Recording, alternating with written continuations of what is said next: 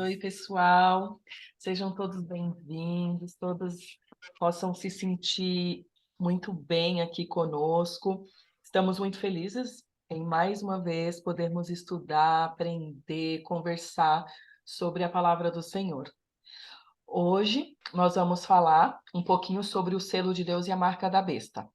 Esse tema foi dividido em duas partes, né? Hoje nós vamos falar a primeira parte apenas. E eu gostaria já de dar as boas-vindas e apresentar aí para vocês, que a maioria já conhece, a Seleni e a Ivete. Sejam bem-vindas, que Deus as abençoe, que possamos ser Amém. instrumento de Cristo agora para poder falar sobre este assunto. E vocês aí que estão conosco, participem, pode mandar seus comentários, suas dúvidas, que nós vamos conversando. E nós estamos aqui para isso, para trazer essa mensagem de uma forma bem mais leve, tranquila. Ivete, você pode orar para a gente? Com certeza, é um prazer estar aqui novamente, viu? Amo dividir esse bate-papo da lição com vocês. Então Que vamos bom. orar e pedir orientação de Deus. Querido Jesus, muito obrigada, Senhor, porque o Senhor deixou a Bíblia Sagrada, os teus ensinamentos, para nos orientar, para que nós possamos aprender a viver melhor, mais felizes e fazendo a tua vontade aqui neste mundo. Que agora, Senhor, nós possamos ser usadas por ti. Que o teu Santo Espírito nos ilumine, que nós possamos passar aqui um pouquinho daquilo que aprendemos através da visão que o Senhor deu a João no livro de Apocalipse. Amém. Usa-nos, Senhor, é o que nós te pedimos em teu nome. Amém. Amém. Amém.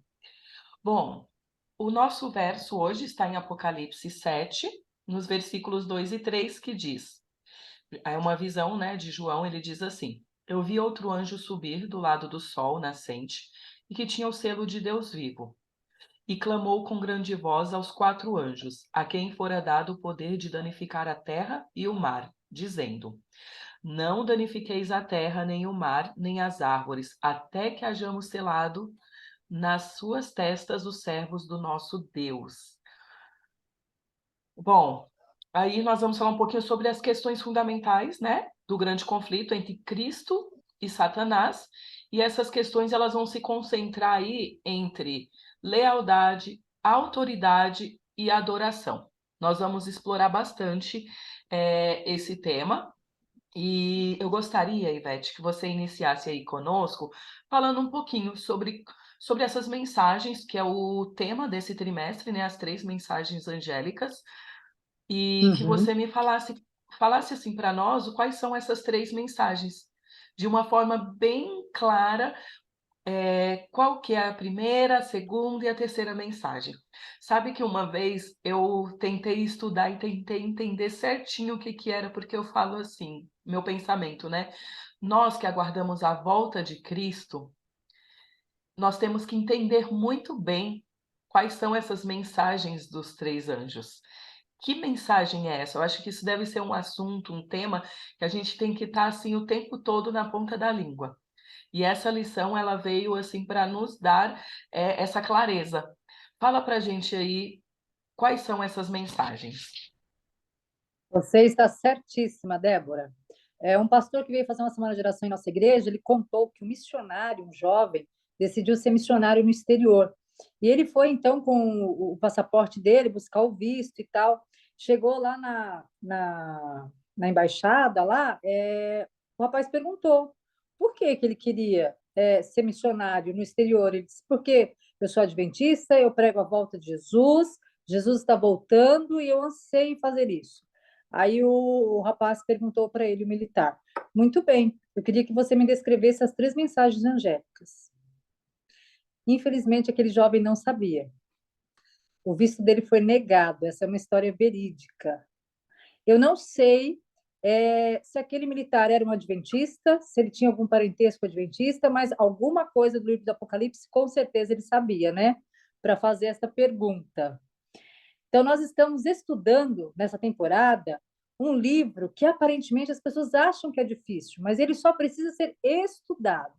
Quando a gente começa a estudar, é como a Débora sempre comenta aqui, o assunto fica leve, né? São três mensagens angélicas, mas são assuntos leves quando nós entendemos. Na caverna onde João recebeu esta mensagem, lá na ilha de Patmos, quando ele recebeu a visita do anjo, tem uma placa lá nessa ilha, nessa caverna, onde acredita-se que João estava, tem uma placa que resume, na verdade, o Apocalipse. Está escrito lá naquela placa: temam a Deus e deem-lhe glória a ele, pois é chegada a hora do seu juízo. Adore aquele que fez o céu, a terra, o mar e as fontes das águas. Na verdade, o livro de Apocalipse fala de 3 mensagens, mas a primeira delas é adoração. Adorar quem? Aquele que fez o céu, a terra, o mar e as fontes das águas. É para adorar o Criador. Então, primeira mensagem é adoração a Deus. A segunda mensagem é uma advertência. É o anjo nos avisando de que existe um sistema religioso falso. Por isso que existe o verdadeiro. E a terceira mensagem é falando de uma adoração que pode ser requerida não a Deus, não aquele que criou os céus, a terra e o mar, mas uma adoração à imagem que é contrária a Deus, a imagem da besta. E eu estou lendo um livro aqui, eu queria mostrar para vocês. Não sei se vocês conhecem A Última Chamada. É um livro que fala do Apocalipse, é do Alejandro Bulhon. E eu gostaria de mostrar para vocês como as pessoas elas estão realmente ansiosas por fazer a coisa certa, mas como não estudam a Bíblia, não estão estudando o livro do Apocalipse, acabam fazendo a coisa errada. Olha o que aconteceu em 75. Espera que eu acho que estou na página errada. Deixa eu só pegar a página certa aqui. Página 88. Olha o que aconteceu em 78, me desculpe. Jim Jones levou 913 pessoas ao suicídio coletivo na Guiana, prometendo que todos iriam para o céu. Olha o que aconteceu em 93. David, autoclamando-se filho de Deus, levou à morte 70 homens, mulheres e crianças, confrontando-os com a polícia no ano de 93, no Texas. No Japão, membros de uma seita provocaram uma explosão apocalíptica no metrô de Tóquio em 95. 11 pessoas morreram e 5.000 ficaram feridas. A polícia mexicana acusou o pastor Ramon de levar à morte 29 seguidores sufocados em 91. O pastor ordenava aos fiéis que continuassem orando enquanto a fumaça tóxica inundava o templo. O que essas pessoas estavam procurando? Da maneira errada, mas estavam procurando. São pessoas angustiadas, são pessoas desencantadas com a vida, mas elas estavam procurando um mundo melhor. São pessoas que estavam em sofrimento e elas pagariam qualquer preço, tanto é que pagaram com a própria vida, para encontrar paz, para encontrar paz no coração. Elas procuravam um lugar onde não haveria mais sofrimento, nem morte e nem dor. Se elas tivessem estudado o livro do Apocalipse e lido lá o que diz em Apocalipse 14, 12, elas não seriam enganadas. Porque o que mais eu ouço é as pessoas dizendo assim: Ivete, tem muitas religiões, mas todas elas levam a Deus. Será mesmo? Será que o povo de Deus não tem uma característica? Eu vou ler o que está em Apocalipse 14, 12. Na Bíblia, a mensagem.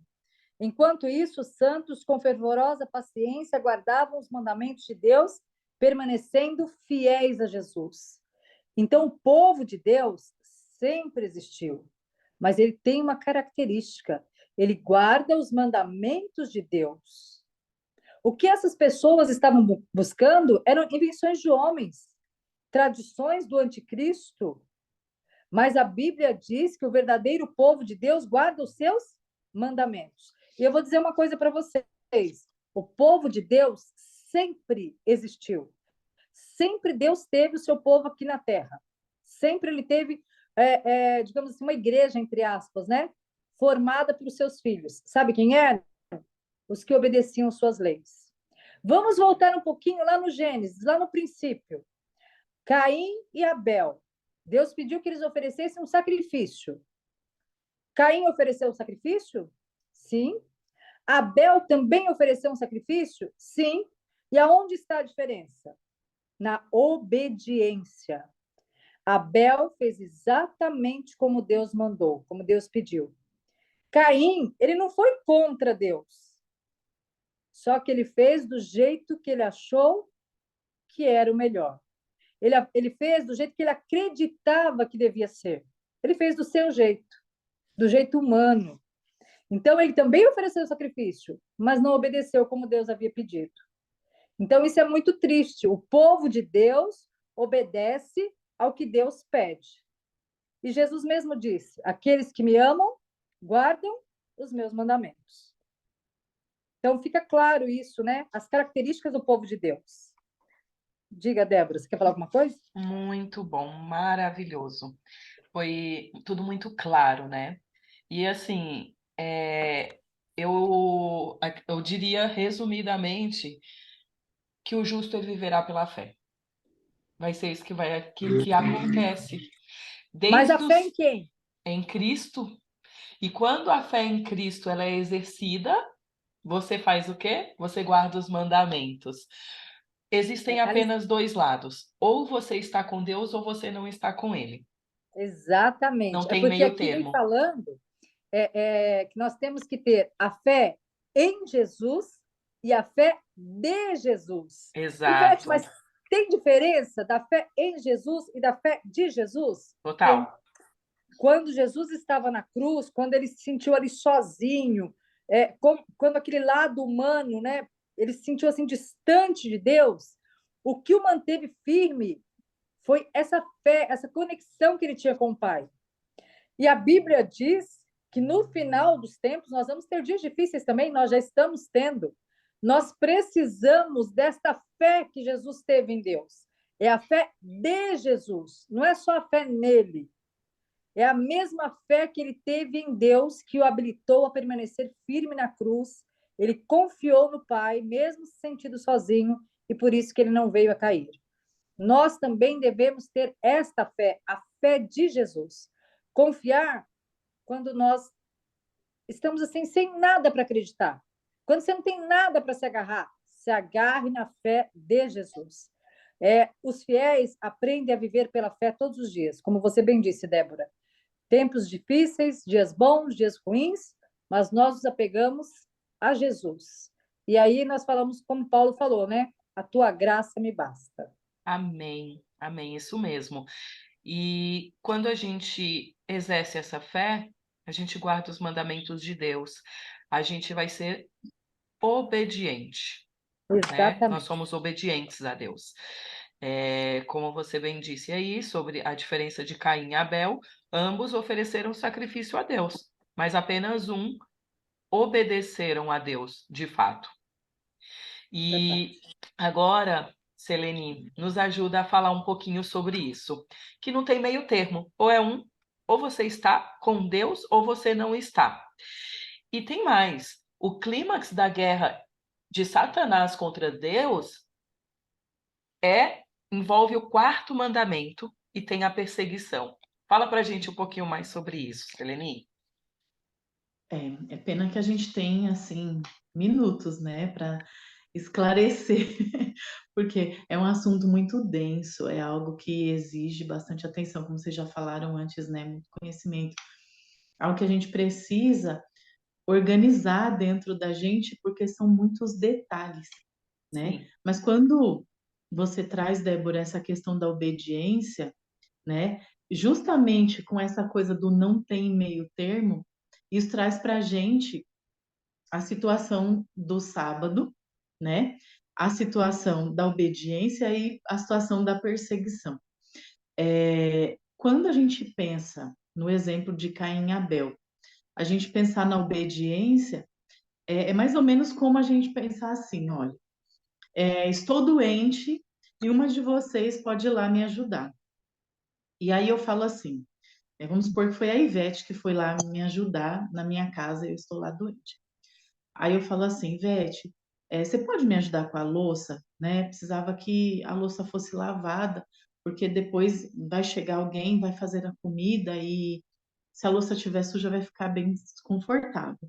Aí a Ivete fala assim, tá, eu entendo que você precisa de ajuda com a louça lavada, mas eu vou fazer primeiro aqui o banheiro porque eu tô vendo que o banheiro também está precisando de uma limpeza, né? Então, eu vou lavar aqui o banheiro, depois a gente pensa na louça, né? E acaba que ajudou, ajudou.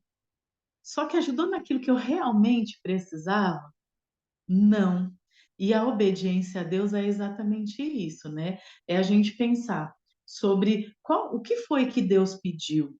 Deus pediu que fosse uma oferta, né, de um cordeiro, de uma forma mais específica. E Caim, ele falou: não, mas eu acho que isso aqui serve, né? Isso aqui tá ok. E não é bem assim. E quando a gente pensa de fato em que a gente vai ter momentos que são muito perigosos para nós, como cristãos, como servos, é a gente pensar em qual é a verdadeira adoração e obediência que a gente deve a Deus e sobre como a gente busca isso. E junto com tudo isso, está conectada a guarda do sábado, né? Que é onde a gente vai entrar nessa situação e todo mundo vai saber que o sábado precisa ser guardado, que é uma ordem divina e que está lá no quarto mandamento, mas que vão sugerir outros dias, né?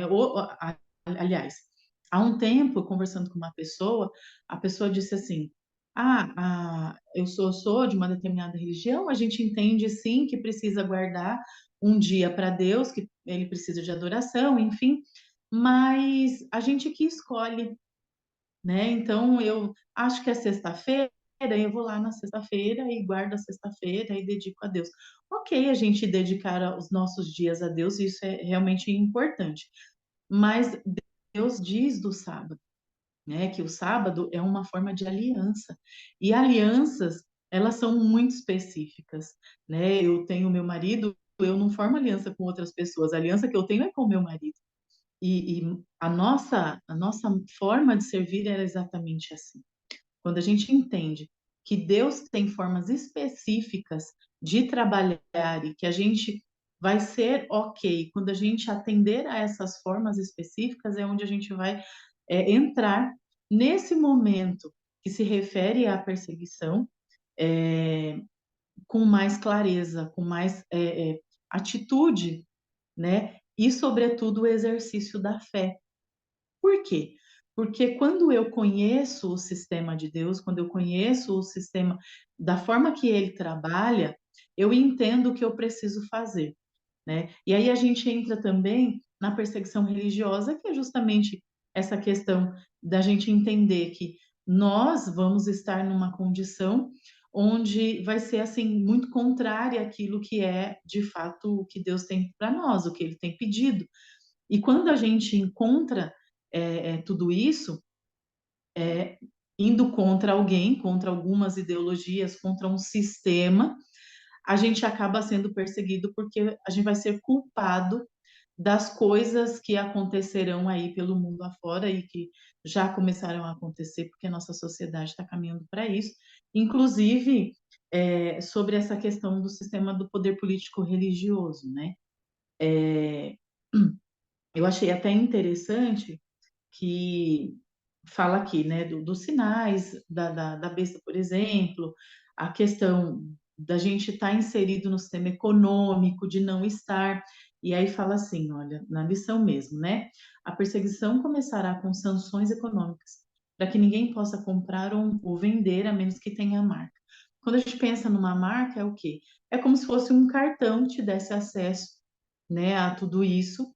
E só quem tiver isso, quem tiver de acordo com isso, vai ter essa facilidade. E, na verdade, como isso vai ser um sistema de controle, a nossa forma de seguir vai ser diferente e a gente vai acabar sendo prejudicado, vai ter de ver pela fé e trazer a nossa vida ao controle total da boa vontade de Deus e de toda essa estrutura que Ele vai oferecer, né? De cuidado, de atenção, de proteção e tudo mais. Isso é bem importante. Vocês querem dizer alguma coisa? Estou falando bastante, né? Pode falar, tá ótimo. Sabe o que que eu estava pensando aqui? Sempre houve perseguição ao povo de Deus. Sempre Uhum, que tem alguém fiel, essa pessoa que é fiel, ela é perseguida pelo infiel. E esse infiel, ele tem o argumento de que ele está fazendo certo, só que o certo aos seus olhos, não aos olhos de Deus. E é exatamente isso que vai se repetir, vem se repetindo, né? E quando tiver esse clímax aí que você disse da perseguição, vai ser exatamente por quê? Porque pessoas dizem que o Deus tem que ser adorado, mas é daquele jeito. Não precisa ser adorado do jeito que ele pede na Bíblia, na sua santa palavra. Não, ele pede para guardar os mandamentos, mas esses mandamentos mudaram. Então ele começa a colocar mudanças sutis aí nos mandamentos de Deus. Olha, você pode adorar, como foi falado aí dessa pessoa, né? Você pode adorar a Deus, você pode se reservar qualquer dia. Não precisa ser o sábado. Pelo contrário, o mandamento do Senhor diz que é o quarto, o quarto mandamento diz que é o sétimo dia que deve ser guardado. E não tem conversa. Deus não abre exceção. Como vocês falaram de uma aliança. Uma aliança, quando ela é feita entre duas pessoas, é determinado o que que pode e o que que não pode. Se você mudar isso daí, sem o consentimento da outra pessoa, você está quebrando a aliança. E é a mesma forma com Cristo. E Satanás, ele vem trazendo exatamente isso, né? Essas mudanças. Uma das coisas que ele mudou também, eu posso já entrar nesse assunto, Seleni? Pode sim. Posso?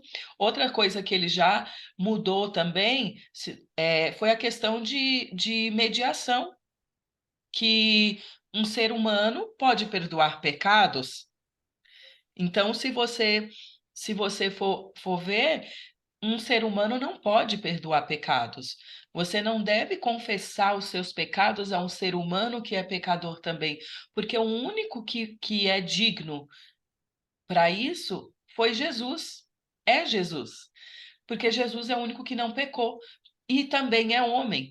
Então, assim, Jesus ele é Deus e é o único que pode fazer essa intermediação entre nós e Deus, porque ele também é homem e ele veio aqui na Débora, Terra.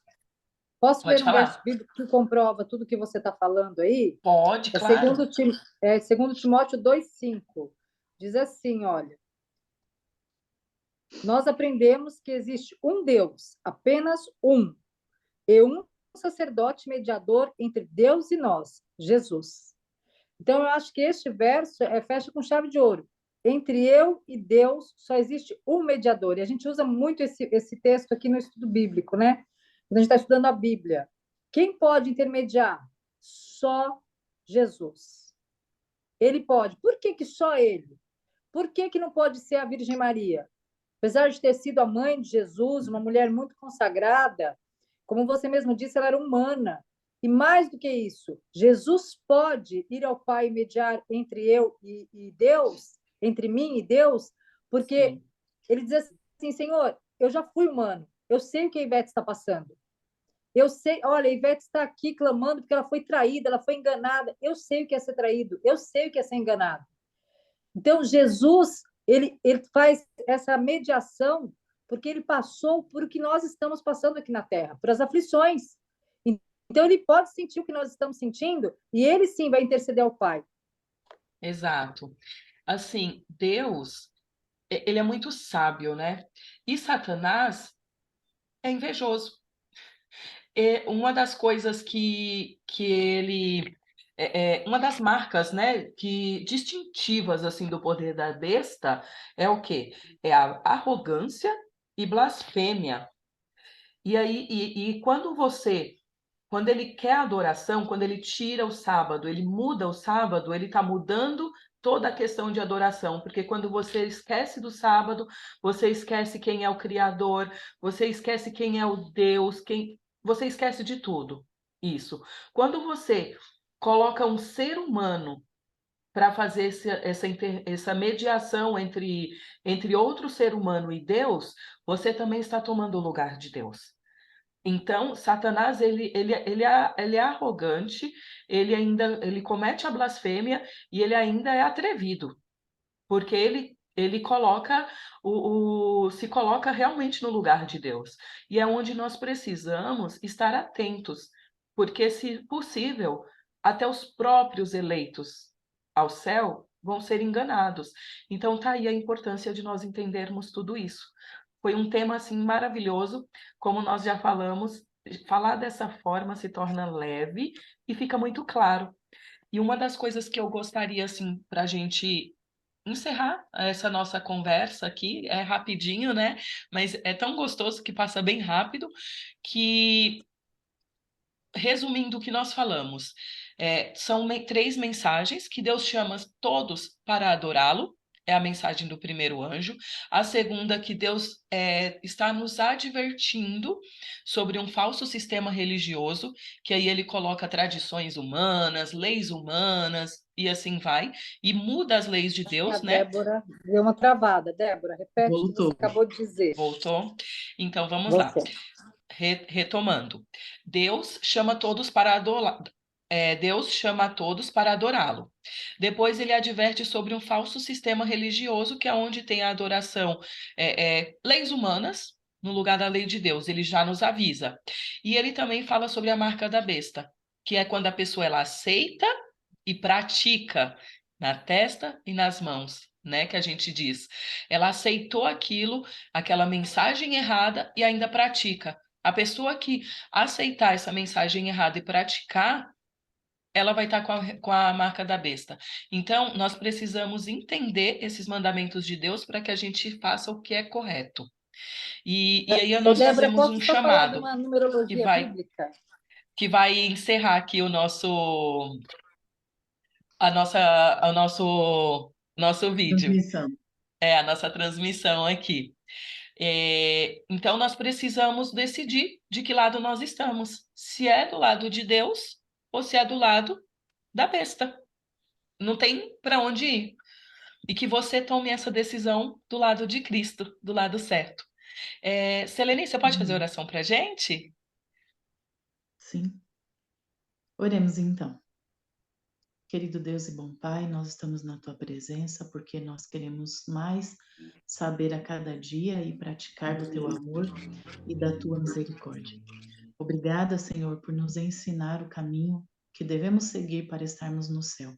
Nós possamos ter a atuação do Seu Santo Espírito em nossa vida, para que deixamos o pecado de lado e que façamos o bem conforme a Tua vontade. Esteja conosco, guia-nos em nome de Jesus. Amém. Amém. Obrigada, meninas. Obrigada, ô Ivete. Vamos ter mais Beijo. opções, mais dias aí para a gente estudar e falar mais. Muito obrigada a todas. Beijo. Sem medo, sem tristeza.